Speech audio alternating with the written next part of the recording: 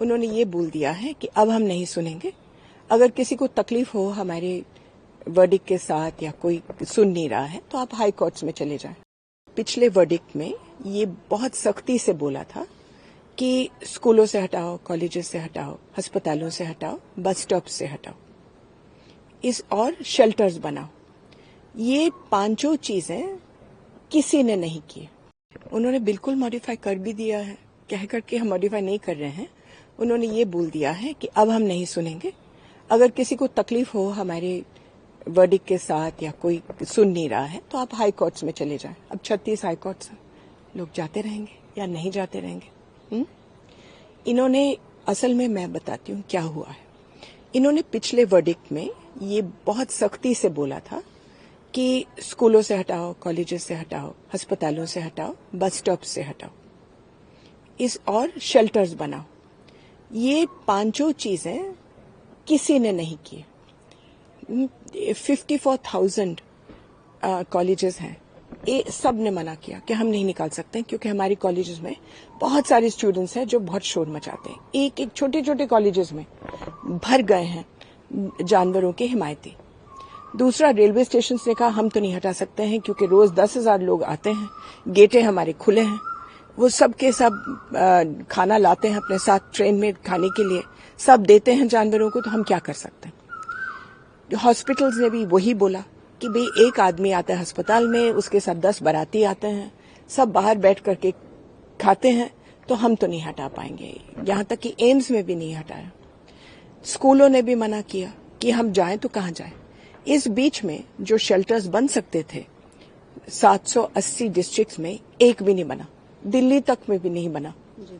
तो जब supreme court ने मेरे ख्याल से जब देखा कि ये कोई कानून, कोई भी ऑर्डर वो दे दें, अगर वो कह दें कि लाल को पीला बना दो या पीले को काला बना दो और कोई सुन नहीं रहा है, तो फिर वो क्या करते। तो अब उन्होंने हाथ धो लिया और कह दिया कि हमने जो कहा सो कहा, सुनते रहिए, लेकिन अगर कोई तकलीफ हो तो हाईकोर्ट में जाए। जी, हम लोगों ने देखा किस तरह से जो एनिमल सपोर्टर्स हैं वो शुरू से ही इस केस में लगे हुए हैं, एसोसिएट हैं, आप खुद भी इसमें एसोसिएट हैं, कोऑर्डिनेट कर रहे हैं। प्रोटेस्ट में भी हमने देखा आपकी अपीयरेंस थी। शुरू से क्या एग्जैक्टली डिमांड रही है?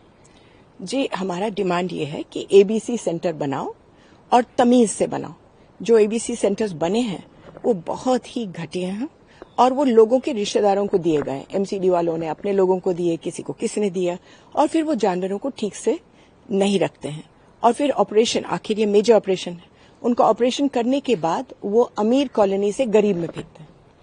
अगर ज्यादातर कौन लोग कटे जा रहे हैं, कुत्तों को कौन काटते हैं? ज्यादातर गरीब लोग। और क्यों काटते हैं? क्योंकि उनको भेजे गए हैं उनके कॉलोनीज में अमीर लोगों ने। ये RWA सब पैसा देकर के रात के वक्त चोरी से उठवाते हैं और इधर उधर फेंकवाते हैं। एक दफा ये इधर उधर फेंकना बंद हो जाएगा, एक कुत्ता जिसका ऑपरेशन हो चुका है वो कभी किसी को काटेगा नहीं। तो एबीसी सेंटर अगर ठीक से बने तो सब कुछ ठीक से चलेगा, लेकिन तब और अभी के बीच में किसी ने एबीसी सेंटर बनाया नहीं, तो अब क्या किया जाए। ओके, सोशल मीडिया पे हम लोग देख रहे हैं 2 मेजर ग्रुप्स बन गए, एक सपोर्ट में, एक अगेंस्ट में। अगेंस्ट वाले मेजरली जो है डॉग बिटन वाले केसेस लेके आ रहे हैं, और हम लोग न्यूज में भी देखा है कि गाजियाबाद का केस हो, गुड़गांव का हो, इस तरह के केसेस को देखिए। ये डॉग बाइट, अब गुड़गांव में एबीसी सेंटर नहीं है। हम लोग अभी नहीं 20 साल से बोल रहे हैं कि पहले तो उन्होंने एक आदमी को डाला जो नालायक था और जिसने किया नहीं, बस पैसा लेता रहा। उसके बाद उन्होंने कोई मध्य प्रदेश से ब्लैक लिस्टेड एनजीओ को अभी डाला है जो कोई काम नहीं कर रहे, केवल पैसे ले रहे हैं। तो अब आप इसको करप्शन का एक हब बना दे एबीसी को, तो फिर क्या होगा? यही होगा बेटे। अब सवाल ये है कि एबीसी सेंटर्स ठीक से बने और एनजीओज को ट्रेनिंग दे दें, उनको ठीक से रिकग्नाइज करें। ये जो हमारी animal welfare board of India है, ये 2 साल लगाते हैं एक एनजीओ को रिकग्नाइज करने में। 3 ही तो लोग हैं। एनिमल वेलफेयर बोर्ड पिछले 10 साल में पूरी की पूरी डिस्ट्रॉय हो चुकी है। पहले तो बहुत लोग उस पर बैठते थे, बहुत लोग जल्दी जल्दी काम करते थे। अब 3 लोग बैठे हैं, कभी आए कभी नहीं भी आए। तो एनिमल वेलफेयर बोर्ड को आप स्ट्रेंथन करिए, एनजीओज की ट्रेनिंग शुरू करें, एबीसी सेंटर्स में पैसे लगाएं। 2 साल के अंदर अंदर आपको ये तकलीफ नहीं होगी।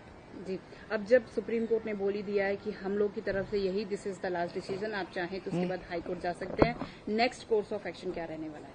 क्या मालूम, जो अभी तक तो कुछ हुआ नहीं है, तो अब इसके आगे कोई हाई कोर्ट जाएगा नहीं जाएगा, कोई हाई कोर्ट बोलेगी कि रहने दो, कोई हाई कोर्ट बोलेगी कि एबीसी सेंटर बना दो। यही तो हो सकता है ना, क्योंकि उन्होंने कहा कानून के दायरे के अंदर हाई कोर्ट को दे दो। अब कानून यही है कि एबीसी सेंटर बनाओ, और अगर नहीं बनाओगे तो कंटेम्प्ट में रहोगे। एक लास्ट सवाल, जनरली ये क्वेश्चन उठता है कि अगर ये जानवर यहाँ नहीं रहेंगे तो कहाँ रहेंगे? इस तरह का एक नैरेटिव सोशल मीडिया में चला और एक ह्यूमैनिटी ग्रैंड लेवल पर जो है इसको प्रमोट भी किया जा रहा है। देखिए, ये अगर शेल्टर्स आप शुरू भी करेंगे तो शेल्टर्स में किसको डालेंगे? अगर आप मान लो इस कॉलोनी से 10 कुत्ते उठा लेते हैं, कल 10 और आ जाएंगे। जहां खाना वहां जानवर, तो आप किसको कहां भरते रहोगे? और ऑन द अदर हैंड कितने लोग हैं जिन्होंने प्रोटेस्ट किया देश में? करीबन 2 करोड़ लोग। इसीलिए तो सुप्रीम कोर्ट ने कहा भैया हमसे तो होता नहीं है, ना सरकार सुनती है, ना कोई इंस्टीट्यूशन निकाल रहा है, उसके ऊपर से 2 करोड़ लोग लगे हुए हैं खिलाफत करने में, तो हम क्या कर सकते हैं? ये एनिमल वेलफेयर मूवमेंट एक बहुत तगड़ी मूवमेंट है।